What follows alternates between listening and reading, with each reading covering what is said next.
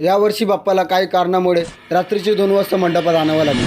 तर नमस्कार मित्रांनो, कालच्या दिवशी मंडळाची उरलेली कामं करून झाल्यानंतर आम्ही डेकोरेशनचं काम करून मंडळातच झोपलो।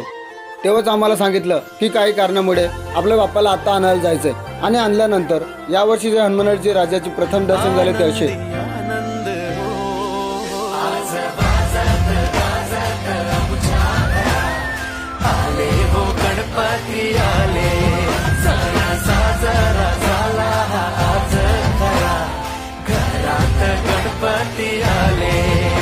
आणि सकाळी उठल्यावर बाप्पाचं दर्शन घेण्यासाठी मंडपात गेलो।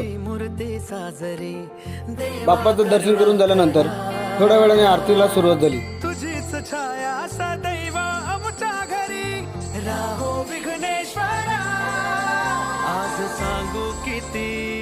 आणि आरती झाल्यावर बाप्पाकडला मोदक खाऊन संध्याकाळी तयार होऊन मी निघालो शूटला।